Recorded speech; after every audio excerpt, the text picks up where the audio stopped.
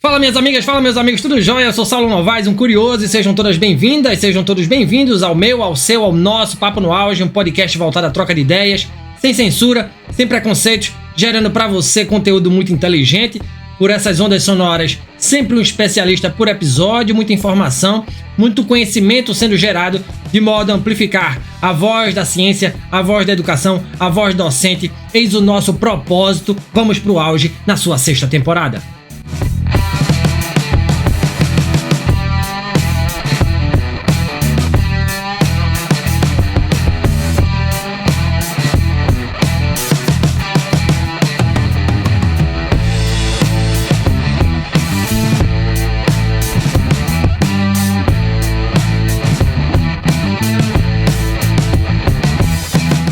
A ascensão desenfreada das inteligências artificiais trouxe à tona desafios complexos no campo da propriedade intelectual. Com algoritmos capazes de criar textos, músicas, imagens e códigos, surgem dúvidas sobre autoria, titularidade e proteção legal dessas criações. Os direitos autorais, tradicionalmente voltados a obras humanas, enfrentam um cenário de revisão e adaptação. A ausência de uma regulamentação clara expõe brechas para uso indevido e disputas éticas. Nesse contexto, repensar o equilíbrio entre inovação tecnológica e proteção criativa tornou-se urgente. Será que vale tudo na geração de obras por inteligência artificial? Quem nos responde é a professora doutora Liz Sassi, docente da Universidade Federal de Santa Catarina, nossa casa. A professora Liz é doutora em Direito pela Universidade Federal de Santa Catarina, com estágio de doutoramento na Universidade de Alicante, na Espanha. É mestra em Direito Público pela Universidade do Vale do Rio dos Sinos e especialista em Direito Empresarial pela PUC do Rio Grande do Sul. É professora adjunta no Departamento de Direito, no Programa de Pós-Graduação em Direito da Universidade Federal de Santa Catarina e no Programa em Rede em Propriedade Intelectual e Transferência de Tecnologia para Inovação, o PROFNIT. É líder do Núcleo de Pesquisa em Propriedade Intelectual da UFSC, o NUP, pesquisadora do Grupo de Estudos de Direito Autoral Industrial, o GEDAI, vinculado à Universidade Federal do Paraná, e colaboradora do Observatório Nacional de Direitos Autorais, a ONDA. Que legal, que nome sugestivo, né? Compõe o corpo de árbitros da Câmara de Mediação e Arbitragem da Associação Comercial e Industrial de Florianópolis, a ACIF. Professora Liz, bem-vinda, satisfação imensa aqui de tê-la conosco aqui no Papo no Auge, gratidão por sua presença e agradeço também ao amigo Sérgio, né, Sérgio Aguiar do INPI, meu chefe, meu antigo chefe na UFPE, pela ponte feita entre a gente, professora, e de imediato eu lhe pergunto, por que ser professora, por que ser pesquisadora, por que estudar Direito e a propriedade intelectual? Bem-vinda, professora Liz. Olá, Saulo. Primeiro, gostaria imensamente de agradecer o convite para estar aqui para conversar sobre um papo que, para mim, é muito legal, é muito bacana, né? E é objeto das minhas pesquisas. E, enfim, é sempre muito bom a gente conversar sobre essa temática, em que pese a gente vai ver que nada é muito simples de ser resolvido por aqui. Mas, enfim, vou responder a tua primeira pergunta em 3 tempos, né? Ou seja, primeiro, por que ser professora? E ser professora eu considero que é uma herança da minha mãe, que era professora universitária, era advogada, era autora, era poetisa, né? E que me levou junto com ela para os bancos acadêmicos desde muito pequenininha. Eu acompanhava ela nas aulas de mestrado e sempre fui encantada pelo mundo acadêmico. Então acho que não por acaso, embora as expectativas sobre mim não fosse a de ser professora, né, quando fui para o mundo do direito, eu acabei de fato me encontrando aqui e seguindo, enfim, nessa linha. Por que ser pesquisadora? Eu acho que quando a gente pensa em formas, né, de mudar o mundo, de ter um mundo melhor, de ter um mundo mais justo, né, mais equitativo, o conhecimento, a realização da pesquisa, ela é essencial para que a gente possa fazer isso. No âmbito universitário, eu acredito muito no tripé ensino, pesquisa e extensão. né, e tenho buscado fazer isso junto ao NUP, que é o grupo de pesquisa, na verdade, que eu coordeno na UFSC, e a gente tem tentado sempre manter atividades, né, em todas essas linhas. Então, acho que isso é essencial, acho que isso faz parte do nosso papel enquanto docentes dentro de uma universidade pública, no meu caso, aqui dentro da Universidade Federal de Santa Catarina. É essencial que a gente possa também trazer esses resultados para a sociedade. E, por fim, por que estudar propriedade intelectual, interesse dentro dessa matéria? E aí também eu vou contar um pouquinho de mim, né, Saulo? Eu, junto com a Faculdade de Direito, eu iniciei o bacharelado em música. E quando muito jovem, eu cheguei a ser musicista, toquei em orquestra. E então, enquanto eu fazia a faculdade de Direito, eu também fazia a faculdade de Música. E, obviamente, que naquela época, que nem se falava muito sobre direitos autorais, eu sou uma pessoa que vem ainda da sociedade analógica, né? Enfim, todo mundo, os colegas da música me perguntavam muito sobre os desafios e os problemas que eles tinham. Liz, a gente precisa adaptar a tal música, né? A gente precisa fazer um arranjo, a gente está com problema para conseguir uma partitura, podemos fazer a cópia e tudo mais. Então eu comecei a me interessar pelo estudo do direito autoral, muito pela minha atuação na área musical, e de fato eu acho que essa foi a área que eu acabei me encontrando, no sentido de conseguir conciliar o meu interesse na área jurídica, o meu interesse na área artística. Eu também, depois de um certo ponto do bacharelado em música, eu achei que eu não ia ter talento suficiente para sobreviver de música, né? Então eu achei uma área no direito que me permitisse ainda, de alguma maneira, né, conseguir conciliar esses meus interesses todos e de fato, né, desde então venho desenvolvendo projetos, já advoguei, né, muito para artistas, para músicos, então é um pouco de tudo isso. Professora, que massa, não? Bom saber que a senhora também já esteve na área das artes, que legal, que legal. E, assim, tem aderência com o papo nosso de hoje aqui, não, né, não de outra forma. Veja, a minha próxima pergunta, tá? A gente tem visto aí, professor, o seguinte, que está tendo um movimento crescente, grande, de empresas e pessoas que geram e que registram como suas obras geradas por inteligência artificial, inclusive sem transparência quanto à participação humana. Isso pode ser interpretado como uma forma sofisticada de fraude autoral? Como é que o direito pode reagir e reage a esse tipo de distorção, professora? Saulo, excelente pergunta, né? E eu, antes de entrar, digamos, aqui nos aspectos para te responder de forma mais direta, eu queria comentar o seguinte, né? Quando a gente fala dos direitos autorais, principalmente, a gente fala muito da proteção das obras artísticas, literárias e científicas. E aí é importante dizer o seguinte, a nossa legislação, até hoje, né, ela foi muito pensada sempre dentro do que a gente chama de um caráter antropocêntrico. O que eu quero dizer com isso, né? O legislador diz, quando diz quem é o autor. Autor é a pessoa física, criadora, né, de uma obra literária, artística ou científica. Quando nos diz isso e fala também que são protegidas as obras do espírito humano, né, as criações do espírito, né, eu brinco sempre com os alunos, não são as obras psicografadas, em que pese a gente tenha discussão sobre isso na jurisprudência brasileira, não é isso, a gente está falando daquilo que vem da criatividade humana, né, ou seja, pensamos muito no reconhecimento do trabalho, do esforço, da utilização desse intelecto humano. Então, até o momento, no campo dos direitos autorais, a gente tem dito, e isso não é só no Brasil, é para todos os países que têm uma tradição europeia no campo dos direitos autorais, a gente vai dizer que não há esse espaço para um reconhecimento de uma autoria especificamente para a inteligência artificial, né?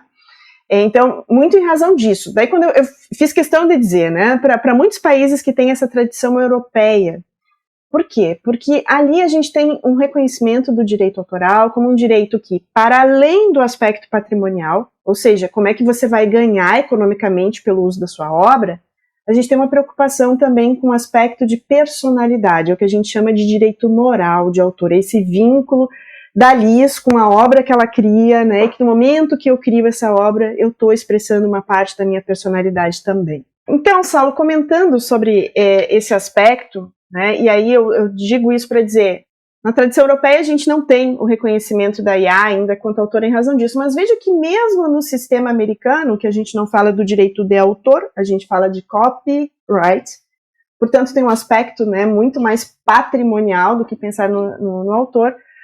As decisões que a gente tem por lá até esse momento também não reconhecem essa autoria. Tá? E depois, acho que mais adiante, a gente pode conversar um pouquinho sobre alguns aspectos disso.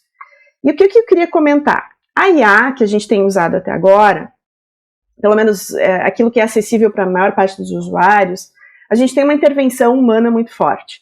Né? Ou seja, eu preciso dar um input nessa inteligência artificial, e a gente sabe que quanto melhor for isso, quanto melhor for o prompt que eu utilizar nessa inteligência artificial, quanto mais específico for, eu vou ter um output mais próximo do resultado que eu quero e talvez até mais original, né, que tenha mais, inclusive, esse aspecto de trazer um pouco do elemento de quem está usando a inteligência artificial. Por que eu falo tudo isso?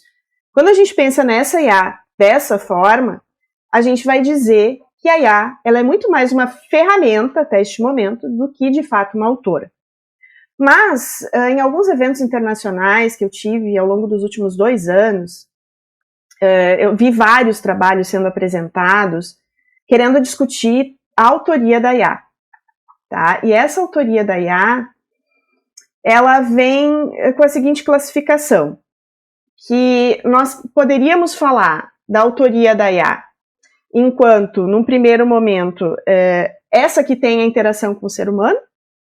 Poderíamos ter a questão da IA que já tem uma relativa autonomia e daquela que é absolutamente independente para criar. Ou seja, ela não precisa mais tanto input para que ela me dê respostas originais e criativas.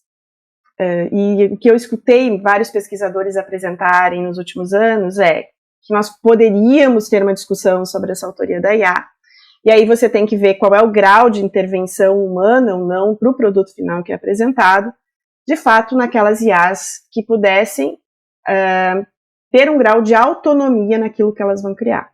Tá? Que não é, pelo menos para grande parte daquilo que a gente conhece, o que a gente tem visto até o momento.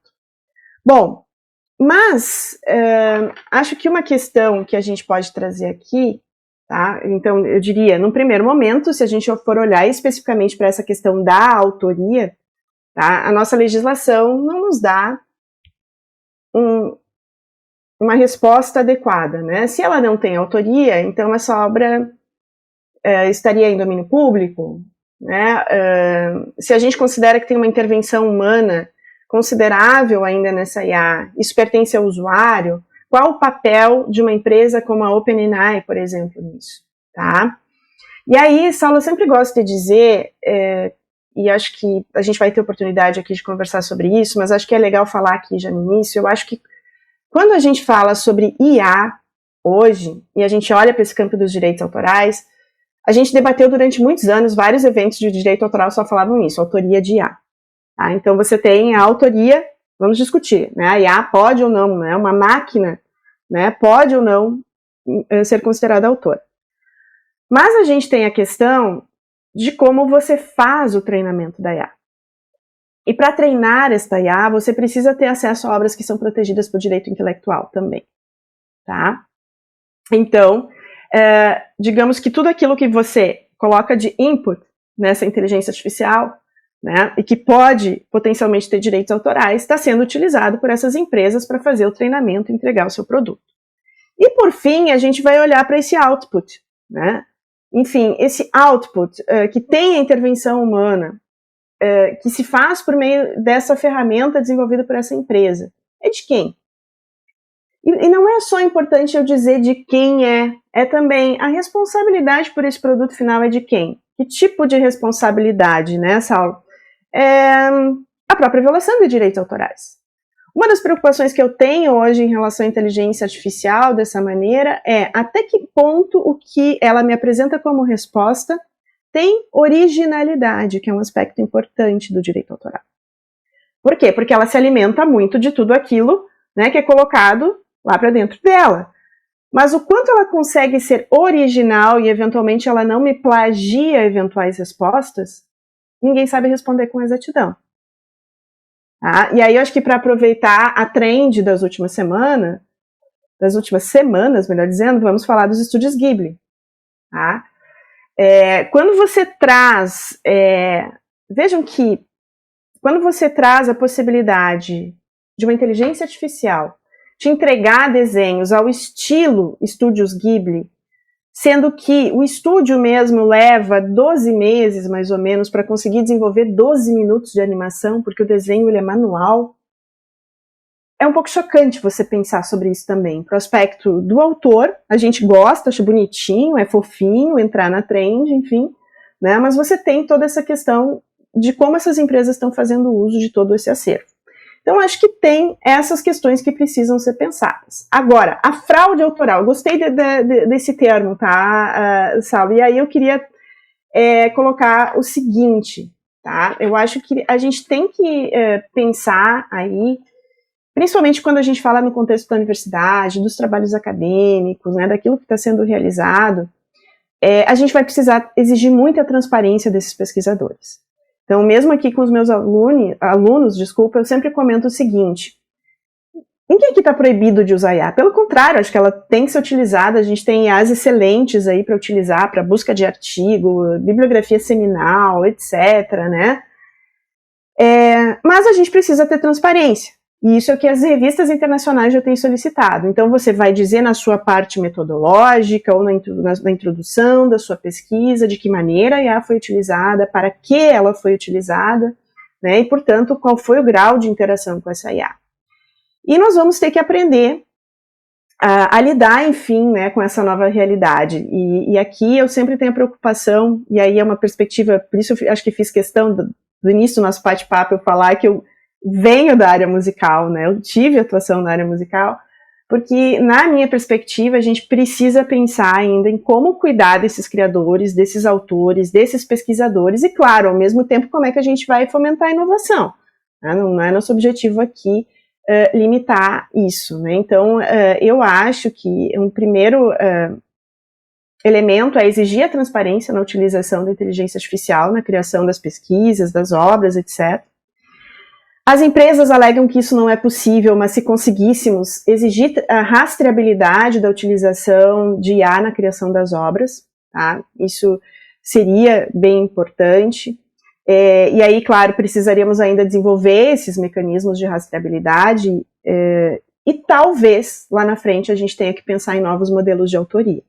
Não sei, aí já estou pensando lá para o futuro, né, se a gente vai incluir uma IA como autora, se a gente vai reconhecer uma forma de autoria colaborativa ou de coautoria do ser humano com a inteligência artificial, enfim.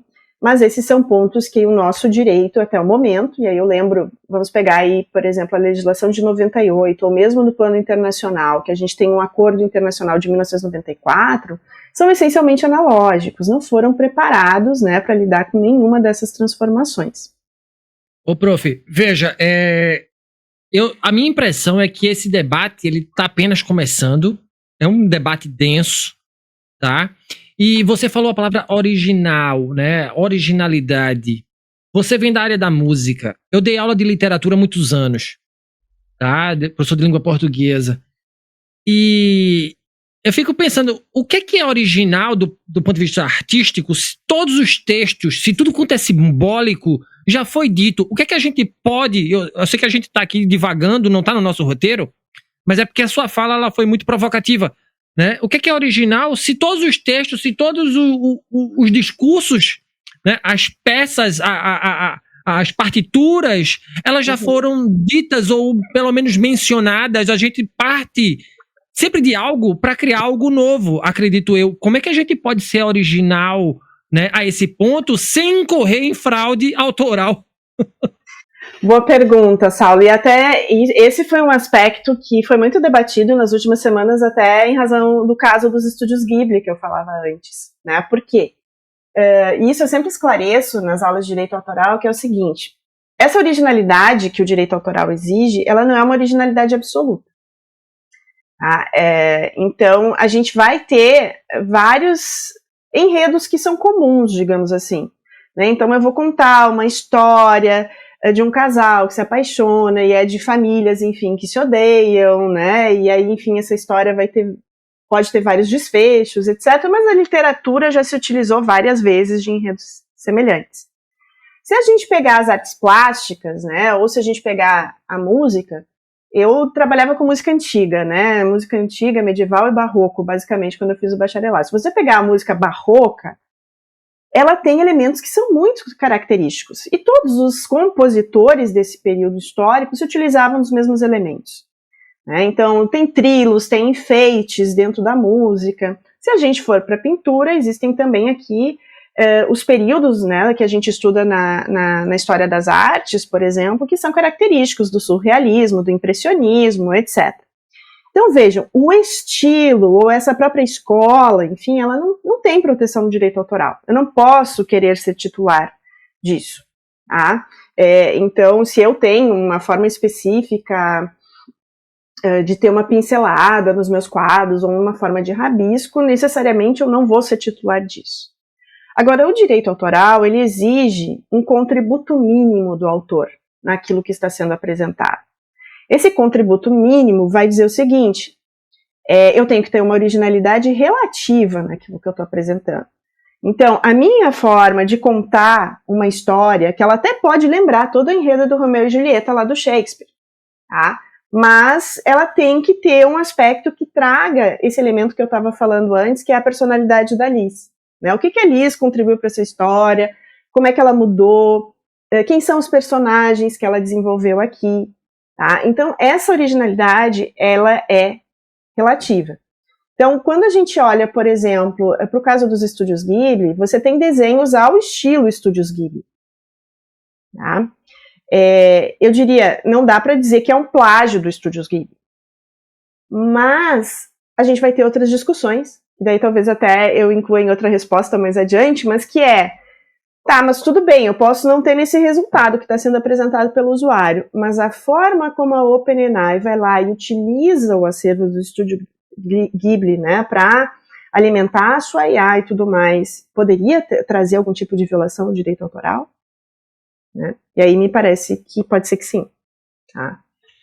Muito bom, professora. Veja, se uma inteligência artificial ela for desenvolvida em uma universidade pública com recursos públicos e posteriormente gerar obras de grande valor comercial, quem deveria deter os direitos sobre esses produtos? O Estado, a instituição, os pesquisadores ou nenhum deles? É possível, do ponto de vista jurídico e ético, imaginar um regime de propriedade intelectual híbrido que reconheça direitos autorais compartilhados entre humanos e sistemas de inteligência artificial? Ou isso abriria precedentes jurídicos perigosos para a definição de autoria, professora?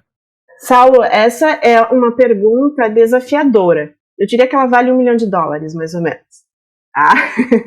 Por que eu vou dizer isso? E eu acho que a gente poderia pensar em dois sentidos. Né? Quando a gente fala dos trabalhos da universidade pública, a gente pode pensar nas questões de direito autoral, daquilo que é desenvolvido pelos professores, pelos pesquisadores, e a gente pode pensar em termos de patentes de invenção. Né, que é um pouquinho diferente do aspecto dos direitos autorais, só para ficar claro, falar isso de forma muito sucinta, né? Direitos autorais protegem obras literárias, artísticas e científicas. Então, produção de texto acadêmico, textos, músicas, obras visuais, audiovisual, software, etc. No direito autoral, não preciso fazer registro. Então, a partir do momento que eu criei a obra, eu tenho proteção sobre a obra. Tem um prazo longo de proteção, é toda a vida do autor, mais 70 anos após a sua morte. E requerem essa originalidade relativa que a gente falava agora há pouco. Tá? Patente de invenção. Então, desenvolvemos uma pesquisa na universidade, chegamos ao desenvolvimento de um novo medicamento. Estou falando de uma invenção. Então, protege invenções técnicas, ou que a gente fala que são utilitárias, né? Então, produtos, máquinas, processos industriais, enfim, tudo isso entra dentro da patente. Aqui, diferente dos direitos autorais, o registro ele é obrigatório, ele tem que ser feito para que a gente tenha um reconhecimento, né, desses direitos. O prazo de duração ele é mais curto, a gente tem aí 20 anos de proteção de uma patente de invenção e protegem, portanto, esses problemas técnicos. Por que eu trouxe tudo isso aqui? Tá? Direito autoral na universidade pública até hoje é um problema. E na pandemia nós tivemos essa discussão, tá? E eu falo porque na época eu trabalhava na reitoria aqui na UFSC, o meu grupo de pesquisa desenvolveu uma cartilha para auxiliar os professores e tudo. E aí eu fui surpreendida por um parecer da Procuradoria Federal que falava que a aula de professor não é protegida por direito autoral, que é ato público, que não merece proteção, etc. E eu dizia, não, só um pouquinho. E aí eu me lembro que o dia que eu vi isso, eu liguei para todos aqueles que foram meus professores e que eu considero meus mestres do direito autoral, para perguntar, eu entendi tudo errado a vida inteira? Né? Porque a própria legislação de direitos autorais prevê que alocuções, sermões, etc., embora não fale em aula, a gente pode entender que está protegido ali. Porque depois, lá no artigo 46, quando o legislador vai dizer quando é que as pessoas podem fazer uso das obras intelectuais sem ter que pedir prévia expressa autorização, diz o seguinte, que os alunos podem fazer as anotações das aulas. Se não fosse protegido por direito autoral, não tinha, por exemplo, por que o legislador dizer que os alunos podem fazer. Tá? Por que eu trouxe tudo isso, tá, Saulo? Porque quando teve toda essa discussão, e aí a gente fez vários eventos pelo Brasil todo discutindo isso, e a gente foi discutir com as universidades, a gente disse, olha, mas então tudo foi errado sempre, porque os professores hoje fazem as suas pesquisas e exploram o resultado delas. Como? Publicando numa revista, publicando um livro e assim por diante. Se é que exploram, né? Porque a gente sabe que muitas vezes direito autoral não retorna nada de fato. Mas onde é que está talvez a grande preocupação? Nas patentes de invenção. Né? Porque se eu tenho produtos, processos sendo desenvolvidos, a gente sabe que a lei de inovação, né, a lei 10.973, depois atualizada ali, né, em 2016, já trazia aí uma preocupação com esse tripé, né, que é a relação da universidade com as empresas e com o poder público. Tá? E sempre a discussão foi aqui, qual vai ser o papel da universidade, qual é o papel das empresas, etc. Então, aqui, de modo geral, a própria legislação e as universidades, de modo geral, devem internalizar isso, principalmente as universidades públicas por meio de regulamentos internos, devem prever, e a meu ver, o mais correto é que você tenha sempre a participação da universidade, que no caso aqui representa o Estado, né? Que você tenha o reconhecimento dos pesquisadores que trabalham muitas vezes nesses projetos, tá? E, eventualmente, se eu estiver falando de uma parceria com alguma empresa privada, é claro que isso vai ter que ser negociado com a empresa privada também, né? A gente tem muitos parceiros de grandes projetos que muitas vezes vêm dos entes privados. Então, aqui, a meu ver, me parece que o modelo mais equilibrado e possível, mesmo diante da legislação que a gente tem, é sempre o direito da instituição, que garanta a participação dos pesquisadores e que preveja reinvestimento disso na pesquisa pública. Agora, digamos que a gente consiga desenvolver uma IA dentro da universidade e essa IA, ela invente processos, ela invente patentes, isso vai ser cada vez mais comum. O que nós temos até esse momento? Caso Dabus, que foi o mais emblemático aí, tá? Que foi um sistema de IA que foi desenvolvido pelo Stephen Teller, e que ele criou aí na verdade assim, a IA desenvolvida criou, né, duas invenções, e ele tentou registrar a patente em nome da IA, trazendo a IA como inventora, nos Estados Unidos, onde ele não conseguiu, foi rejeitado. Na África do Sul tem uma decisão que me parece que foi favorável, mas ela não entrou muito em aspectos, digamos assim, substantivos, né, que nos deem assim, uma resposta mais aprofundada sobre isso. A Austrália deu uma decisão favorável no início, mas depois isso foi revertido. Tá? E aí temos também, no próprio Brasil, isso também gerou controvérsia e também não se teve aqui o reconhecimento da inventividade, no caso, para a IA. Tá?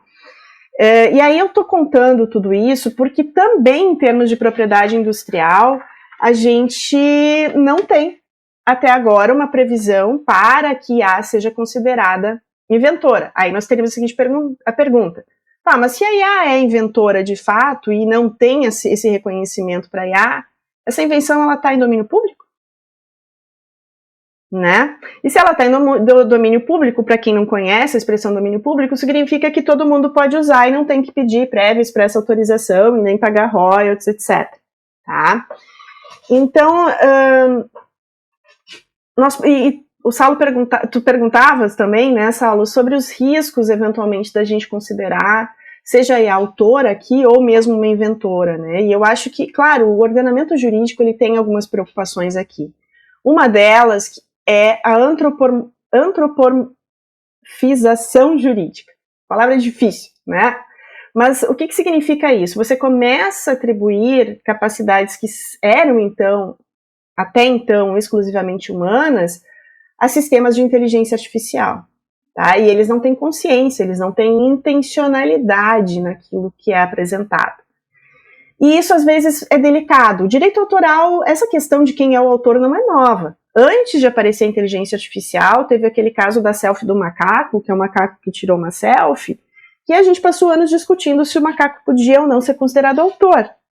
Né? E teve um caso muito interessante nos Estados Unidos sobre isso, porque PETA, que é aquela associação internacional que cuida dos interesses dos animais e da defesa dos animais, ingressou com uma ação lá pedindo o reconhecimento da autoria do macaco e que, portanto, os royalties da exploração dessa fotografia revertessem em favor dos santuários que eles têm para cuidar dos animais. Os Estados Unidos não reconheceu. Agora vejam que, se a gente começa a trazer essa discussão, por exemplo, o próprio reconhecimento de um direito de autor, seja para o macaco ou para a IA, você está trazendo novos sujeitos de direitos. Para coisas que até então nós entendíamos como coisas. Tá? Para os animais, e não concordo plenamente com essa visão, mas até hoje animal é entendido pela legislação como coisa. Né? Pouco a pouco aí a gente tem mudado essa visão, mas você não reconhece direitos de personalidade a eles. Acho que o medo também de você trazer elementos, no caso do direito autoral, como nós entendemos aqui, como a Europa entende, a partir do momento que você reconhece um direito autoral para a máquina, você está dando um certo aspecto de personalidade para ela. Sendo que para muitos, essa IA é eminentemente o quê? Uma calculadora, ela junta ali elementos, ela me dá probabilidades e me apresenta determinadas respostas. Tá? Acho que, além disso, tem a preocupação com a diluição do conceito de autoria. Até esses dias, a Saulo estava conversando com alguns amigos, né? A gente estava pensando o seguinte, no futuro quase tudo que a gente olhar vai ser produzido por IA. E aí, será que a gente vai ter uma romantização, digamos assim, do autor, de novo, ou seja, né, buscar o autor, aquele que faz o desenho à mão, né, e tudo mais. Mas, enfim, eu acho que essa é uma questão complicada, né? Será que o direito autoral vai servir para todo esse arsenal aí que vai ser produzido pelas IA, ou mediado pela IA, ou produzido daqui a pouco de forma independente por IA ou não? E aí um último risco que eu queria trazer acho que a preocupação que a gente tem aqui é quem é o responsável por eventuais infrações e problemas jurídicos que eu tenha decorrentes da IA. Que pode ser desde o plágio, copiou o que eu fiz de forma indevida e apresentou, mas eu posso ter consequências, como, por exemplo, danos gerados a um usuário, incentivo a comportamentos eventualmente inadequados ou enfim, destrutivos, né, em razão daquilo que a IA pode direcionar, e a gente sabe que já tem alguns casos nesse sentido, tá? Então, acho que as questões, elas são realmente bastante complexas, né? Mas eu entendo, e aí eu acho que isso, saber de como vai ser o papel da universidade pública nisso tudo, vai depender ainda do momento prévio, que ou seja, onde é que a gente vai botar essas obras que são geradas por IA? O que elas vão ser? Porque talvez elas não sejam do direito autoral, mas daí a gente vai ter que ter um sistema sui generis, ou, enfim, eu vou criar uma nova forma de autoria dentro do direito autoral. Eu acho que essas coisas todas, elas ainda não estão claras. De qualquer forma, entendo eu que aquilo que a gente faz dentro da universidade pública, isso precisa retornar de alguma maneira para a sociedade. Então, eu acho que sim, a gente tem que incentivar para que se tenha o controle da propriedade intelectual, do domínio dessas obras, e que, se isso venha a ser utilizado, né, que isso possa retornar para a universidade também, para que a universidade pública possa conseguir continuar investindo em pesquisa, em extensão, né? Então, acho que isso precisa ser pensado, e além disso, eu acho que o reconhecimento tanto para autores quanto para inventores, é importante. Né? Então, acho que aí professores, pesquisadores, eventualmente até alunos, né, que têm aí dos seus trabalhos de conclusão elementos protegidos por propriedade intelectual, precisam ter esse reconhecimento também. Acho que quando a gente fala de incentivar a inovação, incentivar a criatividade, vem dentro de tudo isso, né? Então, acho que esse é um aspecto importante. Fala muito bem abalizada, professora. Obrigado por suas portentosas respostas. A minha impressão que dá é o seguinte, é que a gente nunca esteve tão perto do que dizia o Exterminador do Futuro. Tá? Nunca estivemos tão perto. Tá? Um filme da década de 80 e tão próximo, né? Quase 40 anos depois. Tá? Então, fica aí a reflexão. Veja. Mas, Saulo, antes de fazer a próxima pergunta, eu queria comentar uma coisinha. Pode falar. Eu gostei muito de uma espécie de meme que rolou, já faz, acho que talvez o ano passado ou no outro, que dizia assim: eu queria uma IA que me ajudasse a lavar a louça, a roupa, a limpar a casa, etc. Né? E não uma IA que fica criando obras criativas enquanto eu tenho, né, que lavar a louça, lavar a roupa e cuidar da casa. Então, e isso sempre me faz lembrar muito a Rose dos Jetsons. Isso é para quem é bem analógico, tá? Porque falar dos Jetsons Mas, enfim, eu acho que a nossa ideia de inteligência artificial é que ela iria vir para nos auxiliar nesse cotidiano, assim. Mas a gente talvez não tenha pensado que ela pudesse nos auxiliar ou ser um elemento importante para a criação de elementos criativos, que é o que está acontecendo agora. Então, acho que é um desafio. Professora. É um baita desafio, e ainda bem que temos você aqui, né, ajudando a gente a pensar sobre essas questões, professora. E aí, a minha próxima pergunta é justamente sobre essa escala global, né, das IAs, considerando a atual ausência de regulamentação específica sobre criações geradas por inteligência artificial. Até que ponto o arcabouço jurídico brasileiro vigente, como você disse, majoritariamente antropocêntrico, é capaz de proteger ou regular essas novas formas de produção intelectual? Será que a senhora acredita que o Brasil está preparado para defender os direitos de seus autores e pesquisadores nesse novo cenário digital? Ou corre-se o risco de ser apenas consumidor passivo de conteúdos e tecnologias estrangeiras?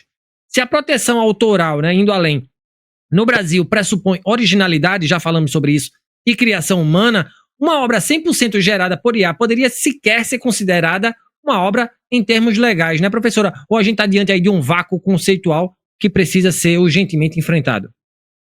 Bom, Saulo, acho que essa questão é uma questão desafiadora também, tá? Eu acho que nesse momento, a gente está diante de um vácuo, tá? Por quê? E aí, lembrando, eu acho que é importante deixar claro um aspecto. Eu acho que hoje, se você conseguir olhar para aquilo que a gente faz por meio da inteligência artificial, a gente ainda tem muita intervenção humana. Então, eu sempre vou dizer o seguinte: quanto mais você consegue analisar a intervenção humana dentro disso, tá? Você está falando de um usuário que potencialmente tem direitos autorais. E é o que, pelo menos, os termos de uso da maior parte das empresas diz até agora. Ou seja, a possibilidade do usuário que ele utilize o material, tá, que é resultante da interação dele com a IA. Tá?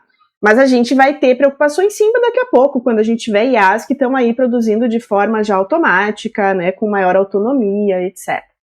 E aí, veja, essa questão da autoria especificamente é uma coisa que nós ainda não resolvemos.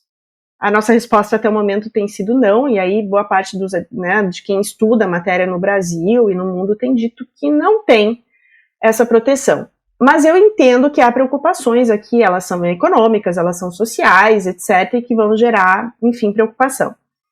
Aí, eu acho importante lembrar o seguinte, tá? A gente olha hoje para 3 planos de regulação de inteligência artificial. Por quê? Essa questão da autoria e de outras questões que estão vinculadas à temática que a gente está falando aqui tem sido tratado nos regulamentos sobre inteligência artificial.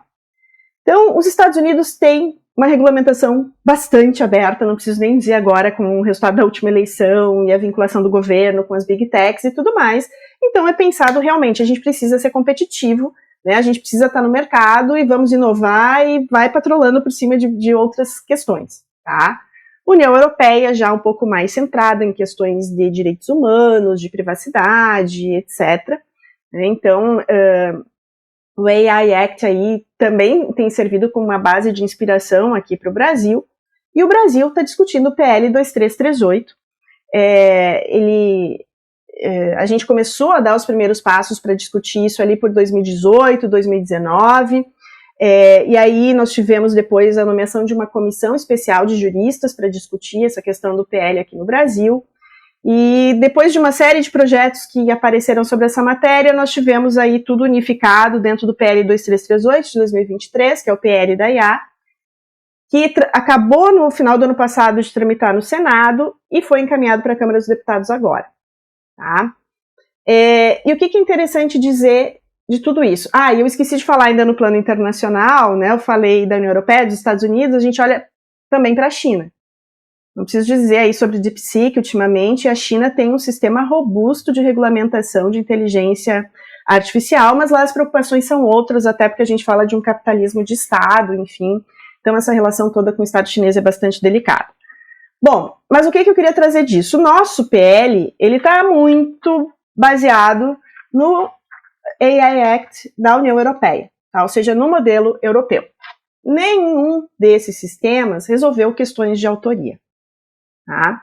Então, mesmo o PL agora, sobre o que nós vamos fazer com essas obras, a gente não tem aí nenhum tipo de solução previsto, né, sobre isso nesses aspectos. Mas eu queria ressaltar, Saulo, e acho que é importante, porque o PL vai ser discutido de novo agora na Câmara, e aí a última versão do PL trouxe alguns elementos muito importantes que a gente precisa prestar atenção. E um deles é a parte que diz respeito aos direitos autorais. Na parte do início de toda essa discussão desse projeto, o que se estava preocupado em proteger? Tá? A preocupação era com o uso e a mineração de dados para a realização de pesquisa e uso para finalidade didática ou em pesquisas, etc. Tá? Nas discussões finais, se trouxe ainda para isso a questão de como os artistas, os autores, enfim, gostariam de ver tratados os seus interesses em relação ao uso das suas obras intelectuais pelas empresas, né, que, enfim, desenvolvem esses sistemas de inteligência artificial. E por que eu estou trazendo isso e acho bastante importante falar sobre isso?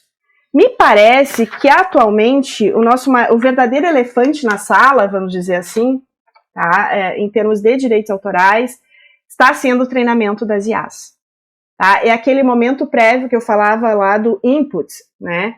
Então, acho que, de novo, vou falar sobre isso, falei com várias pessoas nas últimas semanas sobre esse tema dos estúdios Ghibli, né? O que ele traz, de novo, é essa discussão, né? E aí a gente tem que olhar, porque, vejam, quem é que tem interesse nisso, né? Claro, as empresas de inteligência artificial e que estão desenvolvendo aí os seus produtos. E quando a gente olha para isso lá nos Estados Unidos, por exemplo, que é onde a gente tem boa parte dessas empresas, eles têm argumentado que eles podem usar todo esse repertório aqui de forma livre, baseados no conceito de fair use, né, o uso justo das obras intelectuais. Então, segundo eles têm o direito de ter acesso a tudo isso e fazer o uso transformativo de tudo isso. Tá? E isso seria permitido dentro do conceito de fair use. Tá? Isso é quem desenvolve a tecnologia, é isso que eles estão tentando sustentar. Autores, artistas, editoras, gravadoras, etc., que são titulares de direitos autorais, têm muitas vezes dito que é necessário que se solicite autorização prévia a esses titulares de direito para que essas empresas possam utilizar suas obras no treinamento. Né? Então, seria necessário um consentimento desses titulares. E ainda, e é algo que me parece que está no nosso PL 2338, nessa última versão que foi encaminhada para a Câmara, que é o fato de que haveria um sistema aqui que ele não seria nem tanto do fair use, nem esse que tem que pedir sempre autorização. Mas toda vez que a empresa vai utilizar o material que é protegido por direito autoral, ela vai ter que remunerar. E aí você teria uma espécie de gestão coletiva desses direitos autorais, que é como acontece na música. né? Quando eu falo de execução pública de obras musicais, o ECAD vai lá, recolhe e repassa aos artistas. Tá?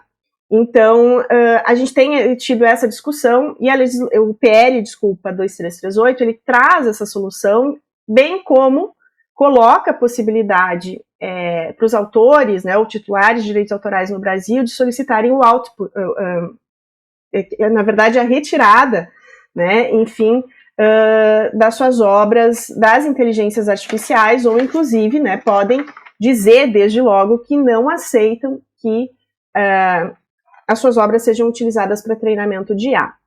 Então, eu diria ainda, né, Saulo, que quando a gente olha para todos esses aspectos, eu acho que o arcabouço legal na América Latina, de um modo geral, tá, não é adequado para lidar com essas questões, e aí a gente fala da interseção, né, de IA e direitos autorais, também em relação às técnicas aí de treinamento de sistemas de IA, né, e aí o caso principalmente da utilização de mineração de textos e dados.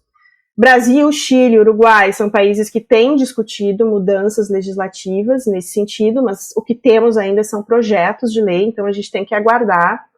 E eu acho que isso é bem importante e vamos ter que ver aí quais serão as cenas dos próximos capítulos. Por quê? Essa inclusão dessa parte dos direitos autorais no PL 2338 foi difícil, tá? Teve muita organização dos titulares, dos artistas aqui para que isso acontecesse. A gente não pode esquecer que é um lobby muito forte em cima do Congresso, as próprias empresas de tecnologia não querem ter esse tipo de previsão, elas dizem que isso é impeditivo do desenvolvimento da tecnologia, que elas não vão conseguir inovar. Também há a afirmação nesse sentido de que o Brasil não vai conseguir ser competitivo na indústria de IA, tá? Porque vai estabelecer muita restrição para acesso às obras aqui, tá? Então, e eu acho também que, claro que a gente gostaria às vezes de pensar tudo no plano ideal, né, e pensar nesses aspectos, enfim, de como se dá concorrência econômica, acaba tendo uma influência em tudo isso. Então, não sei até onde a gente consegue, de fato, ter a aprovação final desse texto, tá, que está sendo discutido agora na Câmara. Mas acho que a gente vai ter que aguardar aí para que a gente tenha uma solução ainda em parte, né, dos desafios que estão por vir, porque, como eu falei, essa questão da autoria em si, ou de qual vai ser o tratamento que vai ser dado a essas obras de forma específica, não tem previsão. Então, hoje a gente está basicamente na mão das empresas, né, da forma como elas regulamentam os seus termos de uso, né, e do que pode ou não ser feito com esse output, né, da nossa interação com a inteligência artificial. Que, aliás, é o que elas querem, né, elas mesmas poderem regular o seu modelo de negócio, né, então, esse é um aspecto importante. Foi cirúrgica, professora, foi cirúrgica. E aí, depois de tanta informação volumosa que você traz aqui, faço minha última, derradeira pergunta, tá? Será que vale tudo na geração de obras simbólicas por IA, nesse momento em que a aura vai se perdendo mais uma vez, fazendo aí um paralelo com Walter Benjamin e a sua escola de Frankfurt, tá? Fazendo a menção e não sendo plagiador, tá, professora? Desde já. Viu? Será que a gente, nessa nova perda de aura, será que vale tudo pela IA, professora? Minha resposta bem direta, Saulo, é não, tá? E por quê? Porque eu acho que tu toca nessa pergunta num ponto que é crucial e que transcende aí só a discussão, digamos, técnico-jurídica aqui que a gente está muitas vezes abordando, né? E aí, claro, por isso, mais uma vez falo que fiz questão de dizer que eu venho de um mundo das artes também, né? Mas acho que a cada avanço tecnológico que a gente teve, a gente pôde observar, de certo modo, uma precarização do trabalho de artistas, escritores, pesquisadores, dos criadores de forma geral. E essa é uma preocupação que eu lhes tenho. Talvez, né, outros achem que mais cedo ou mais tarde vai se rearranjar e tudo. Eu não sei, eu não vejo dessa forma. O streaming veio, as coisas se ajustaram de alguma forma, mas os artistas ainda reclamam muito. Por quê? Minha música toca pra caramba, mas eu recebo pouco, né? Então, basicamente, hoje os nossos artistas, os que ganham, e ganham muito, estão ganhando com os shows, né, com a realização dos eventos, né, é muito mais do que, digamos, com aquilo que a gente chamava de venda de música, né, digamos assim. Então, eu acho que essa história, para quem acompanha o direito autoral, né, cada transformação tecnológica, e a gente passa por discussões, foi assim com quando veio a filmadora, quando veio os gravadores, né, depois a gente falar de fita cassete, CD, DVD, etc. Então, tanto se a gente falar dessa reprodução mecânica até a gente falar de digitalização, cada uma dessas revoluções tecnológicas, ela prometeu muitas vezes a democratização do acesso, isso é importante de ser falado, né, democratização do acesso às obras literárias, científicas, etc., mas muitas vezes ela pode envolver também uma desvalorização do trabalho criativo. E com a IA generativa, a gente tem um potencial enorme, talvez nunca visto antes, assim, de desvalorização desse processo criativo, né? Eu acho que a IA, talvez, na minha visão, é o ápice, né, desse processo, porque ela não está só reproduzindo e distribuindo as obras, ela está criando um conteúdo que compete diretamente com esse trabalho humano, né? Então, e aí a gente já tem movimentos nos Estados Unidos de artistas, roteiristas, dubladores, né, que estão tendo as suas atividades aí ameaçadas, e que tem tentado trazer um pouco dessa discussão. Isso trouxe, de fato, uma maior consciência pública sobre os direitos dos criadores, a necessidade de inclusão de cláusulas específicas em acordos coletivos que sejam feitos com esses artistas, plataformas que sugerem a possibilidade do opt-out para os artistas, ou seja, que eles possam retirar as suas obras dessas inteligências artificiais, desenvolvimento de tecnologias de marcação digital para identificar aquelas que são as obras humanas daquelas que não são obras humanas. Então, vejam, isso vai muito além da gente falar de uma autoria formal, tá? Ou seja, desse conceito de autoria. A gente está falando aqui de questões econômicas, de dignidade desses trabalhadores, né, do trabalho criativo. Então, tu falaste ali de uma função social, né? A gente fala muito da função social dos direitos autorais. Eu falo que essa função social, que ela é muito voltada para o interesse público, quando a gente olha para a criação de uma obra intelectual, eu posso pensar numa função crítica, tá? Então, a gente questiona, a gente problematiza, a gente traz visões de mundo diferentes quando a gente cria uma obra. A gente tem uma função ética, a partir do momento que eu expresso a minha personalidade, os meus valores, os meus dilemas morais, as minhas visões de mundo que podem ser muito particulares. Eu tenho uma função identitária, que aqui eu tenho os artistas articulando as suas experiências compartilhadas, que fortalecem identidades culturais, identidades locais, muitas vezes, o Brasil é muito forte nisso, e uma função política. Por quê? Porque os criadores aqui, eles dão voz a grupos que muitas vezes são marginalizados, né, e que provocam transformações sociais. Inclusive, nós estaremos lançando em breve um projeto específico que se chama Autoria Marginal, né, que a gente está trabalhando com os músicos do hip hop, né, e que vem muito dentro de tudo isso aqui. E aí, a IA, vejam, por mais sofisticada que ela venha a ser, ela opera muito por uma emulação e uma recombinação daquilo que é o conhecimento existente que foi utilizado para alimentar ela. Só que ela não tem essa experiência vivida. E com isso ela não tem esse compromisso ético, não tem posicionamento político, não tem questão identitária. Então eu acho que quando a gente permite que ela substitua essas vozes humanas, né, ou seja, esses criadores humanos, a gente está correndo o risco de criar uma cultura que ela venha a ser pasteurizada, desconectada da experiência humana real, ou ainda muito direcionada para uma única via. Se lá atrás, nessa aula, a gente discutia como é que a grande imprensa ela acaba influenciando, né, nesses gostos culturais, na massificação da cultura, etc. Com a IA, muito mais. Né? Então, eu particularmente tenho todas essas preocupações de que a gente consiga olhar para isso também, né? Que a gente tenha essas preocupações. E então aqui me parece que a questão não é tanto se a gente vai ou não vai utilizar IA, se a gente vai incentivar ou não, mas é de que maneira a gente vai fazer isso. E para fazer isso a gente precisa, a meu ver, essa é uma posição da Liz, né, da professora Liz aqui, mas que respeite e remunere adequadamente o trabalho criativo humano, que preserve a diversidade cultural e a pluralidade de vozes dentro dessas inteligências artificiais, que mantenha a autenticidade, o significado das expressões culturais locais, principalmente. E aí, se a gente fizer, eu sempre gosto de contar, logo que o ChatGPT começou a criar imagens, eu queria fazer uma palestra sobre conhecimentos tradicionais associados, e eu queria uma figura que trouxesse a Amazônia brasileira. Isso podia ter um indígena, podia ter a biodiversidade brasileira. A IA sempre me apresentava um índio norte-americano e uma biodiversidade que não era correspondente à nossa, né? Então,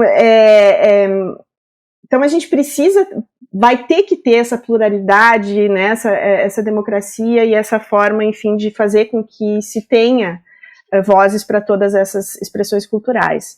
E além disso, né, que essa tecnologia, mesmo utilizada como ferramenta, que ela seja utilizada mais numa perspectiva aí, talvez, de emancipação desses criadores e não de mais uma precarização, né, da sua atividade. Então, acho que o pacto social que a gente tem que pensar em torno da IA e desse avanço tecnológico é algo que ainda tenha relação com a dignidade humana, que tenha relação, né, com esses aspectos que eu comentei antes. Muito bom, professora. E sem medo algum de perder a nossa aura por causa de uma inteligência artificial, sem medo nenhum de ser copiado por IA alguma, a gente chega ao fim desse Papo no Auge de hoje. Foi muito bacana, professora. Obrigado. Eu conversei com a professora doutora Liz Sass, docente na Universidade Federal de Santa Catarina, na pauta Propriedade Intelectual e Inovação Tecnológica. Professora Liz, muito prazer em lhe conhecer, feliz por ter sua presença aqui no nosso programa. Quem quiser trocar ideias com você, onde lhe encontrar, sobre o assunto vastíssimo, né, denso, tratado aqui, você recomenda algum livro, algum artigo, professora? Obrigado, viu?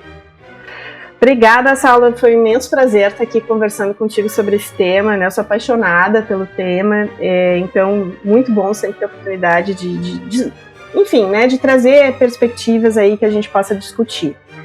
Pessoal que quiser, enfim, acompanhar, tiver dúvidas, tá? Eu tenho tanto aqui, vou dar aqui o meu Instagram pessoal, né, e que eu utilizo hoje mais para divulgação das minhas atividades acadêmicas, inclusive, então é o @Liz B de bola, né, Sass, S-A-S-S, e também o NUP UFSC, né, então também vão achar no Instagram, NUP com os 2 P's, né, N-U-P-P-I UFSC, tudo junto, tá? Esse é o nosso Instagram. Lá a gente divulga os nossos eventos, nossas atividades, materiais que a gente tem desenvolvido. E aí, Saulo, tu me pergunta sobre recomendações de leitura. Eu vou pegar 2 artigos que saíram recentemente pelo pessoal do ITS do Rio de Janeiro, Instituto de Tecnologia e Sociedade do Rio de Janeiro. Um é do Sérgio Branco e da Júlia Veloso, As Mãos de Miyazaki e os Algoritmos da OpenAI. E o que complementa este artigo, que é o filtro Ghibli, Se a Lei Não Protege o Estilo, a IA está livre para criar, que é do Carlos Afonso de Souza, tá? Um artigo que ele escreveu para o Wall Tilt. Então, se vocês colocarem Carlos Afonso de Souza, Ghibli, e botarem Sérgio Branco e Ghibli no Google, vai aparecer. E eles estão muito interessantes e muito provocativos, tá? Então, é isso. Mais uma vez, gostaria de agradecer a presença, né, e de poder estar aqui, né, discutindo isso com o Saulo, e agradeço imensamente o convite e a oportunidade de participar do podcast. Muito bom, professor. Eu que agradeço. Já estou seguindo aqui o NUP, tenho certeza que tem muita coisa bacana lá e sugiro que todo mundo assim também o faça. Vou colocar também na descrição desse episódio todos os seus contatos para que quem quiser, obviamente, conversar com a senhora sobre o assunto, que eu tenho certeza que é bastante interessante e atual, necessário, eu diria, né? Assim eu faço. Professora, obrigado mais uma vez, tá bom? Valeu demais. Obrigada. E se você gostou desse conteúdo, não esqueça de avaliar o podcast Papo no Auge nos principais agregadores de áudio. Nos siga nas mídias sociais, no Instagram, @Papo no Auge, no LinkedIn, Saulo Novaes. Compartilhe o nosso programa na sua rede de amigos. Estamos integralmente nos principais agregadores de podcast e também no YouTube. Quer ser um parceiro do Papo no Auge? Então se associe ao nosso programa por meio da plataforma Catarse de financiamento coletivo e também via Mercado Pago. Com planos de 5, 10, 30, 50 e 100 reais, você se torna um membro de nosso podcast e nos ajuda a conversar com mais professores mundo afora. Um grande abraço a todo mundo e bora pro auge.